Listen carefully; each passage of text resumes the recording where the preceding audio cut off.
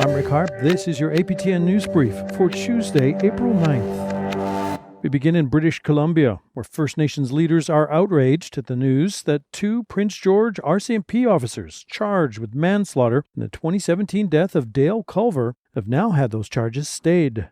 With more on the reaction, including that of Culver's family, Lee Wilson. Following his death during an arrest in Prince George in 2017, the family of Dale Culver, a father from the Wet'suwet'en and Gitxsan nations, have spent almost 7 years calling for justice. Ensuring that Dale does not become just a file number or a case number. Debbie Pierre is Culver's cousin and explained the heartbreaking process the family has been going through, dealing with levels of the justice system to find answers. He's an individual that is deeply loved by many people, and we cannot lose sight of that.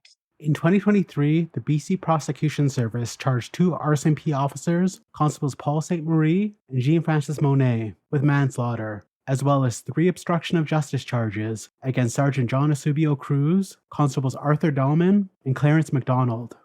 Following recommendations from a police oversight body, the Independent Investigations Office, who recommended charges in 2020. Last week, the family was hopeful, but frustrated with the delays and lack of clarity. Our family has no trust right now in policing, and it pains me to know that my immediate family that live in Prince George where this incident happened, they are looking over their shoulders.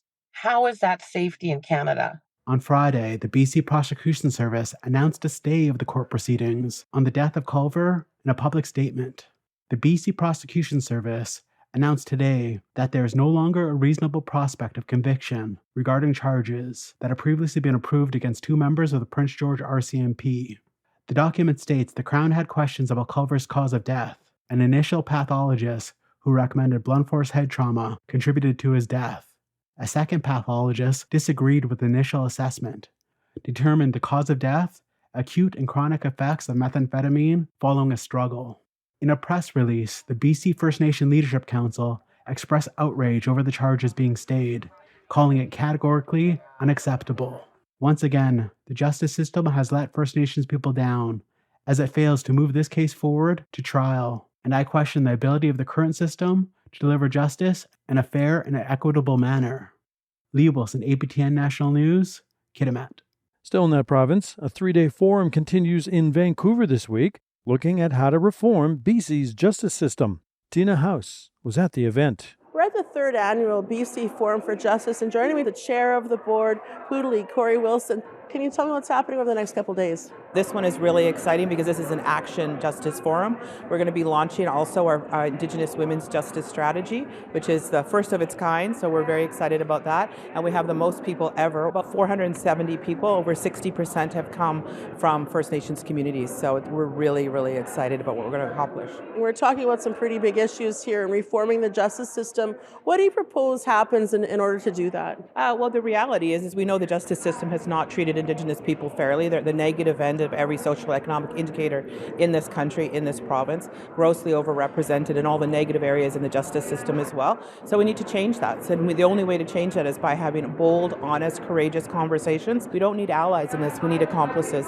We need people to get down and dirty with us and to make sure that this systemic change happens. It's systemic change that has to happen. It's not about putting in a program for 1 year and trying this and trying that. It's about how do we leverage and work together all the actors in the justice system and from community members to all the levels of government. We have to work together to ensure that Indigenous people are properly supported, and if they do find themselves in the justice system, that it becomes an experience where they can be diverted out or they can be supported with new skills and abilities well in the system, and that their nation knows where they are, their family knows where they are, and we can do whatever we possibly can to wrap that person up and move them on to something else. A Yukon coroner's inquest into the death of 4 Indigenous women at a Whitehorse shelter has begun. With more on what led up to the inquiry, Sarah Connors. For the next 3 weeks, a coroner's inquest will be looking into the deaths of 4 Indigenous women who died at the Whitehorse Emergency Shelter. 35-year-old Cassandra Warville and 34-year-old Miranda Tijia Charlie died at the shelter in January 2022. 38-year-old Josephine Elizabeth Hager and 52-year-old Darla Skookum died in early 2023. All of the women were accessing services at the shelter at the time of their deaths. Yukon government operated the shelter between 2019 to late 2022, when it was taken over by the Council of Yukon First Nations and nonprofit Connective. On Friday, Yukon's premier apologized on behalf of the government for the women's deaths. Cassandra, Miranda, Josephine, and Darla were seeking our help, and their lives still ended too soon. For this, we are deeply sorry. Yukon's coroner service says the point of an inquest is not to cast blame, but to determine the circumstances surrounding a person's death. It can also make recommendations to prevent deaths in similar circumstances. Yukon's premier says his government will be looking into the recommendations once they are released. Sarah Connors, APTN National News, Whitehorse. To Northern Ontario, where the destruction of a First Nations band office in a nearby home is now under police investigation. In a press release, Anishinaabe-Aski police say they were called out to the fire on the North Spirit Lake First Nation around 3:40 a.m. last Thursday. Police say upon arrival, they found both structures engulfed in flames. The home had already been abandoned. No injuries have been reported. This marks the fourth major fire on a Northwestern Ontario First Nation since January. The high cost of Nunavut groceries came up during question period Monday. And as a recent APTN Investigates piece found, such prices only continue to rise in northern Canada, even with the federal subsidy program Nutrition North, sparking questions as to whether consumers get to enjoy the full amount of the subsidy. NDP MP Lori Idlout asked Parliamentary Secretary Yvonne Jones when the government was going to fix the program, but did not really get an answer. Grocery prices in the north are still sky high.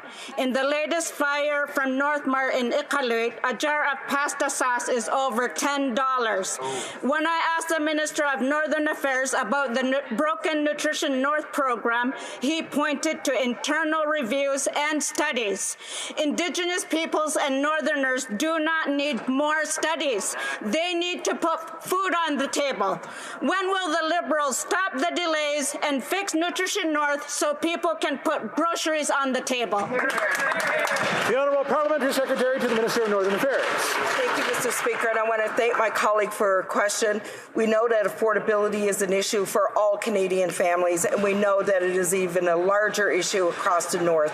That's why in our time in government, we have doubled our investment in programs like Nutrition North. We've added to programs like the Harvesters Investment Program to allow people to have affordable foods that come from the land. We'll continue to work with the territories and all communities to support them in achieving affordable food and nutritious food for their communities. And finally, a pair of men in Manitoba who spent nearly 20 years in prison for murder they didn't commit, then decades trying to clear their names, are now suing all three levels of government. Brian Anderson and Alan Woodhouse were just teenagers when they were sentenced to life for the killing of a man in 1973. Now the men have filed separate suits naming the Manitoba government, the Attorney General of Canada, and the City of Winnipeg. Claiming their wrongful convictions stemmed from racism, the First Nations men seek unspecified amounts of damages and costs related to their convictions, something they were only acquitted of last year. And that's your APTN News Brief for Tuesday, April 9th. I'm Rick Harp.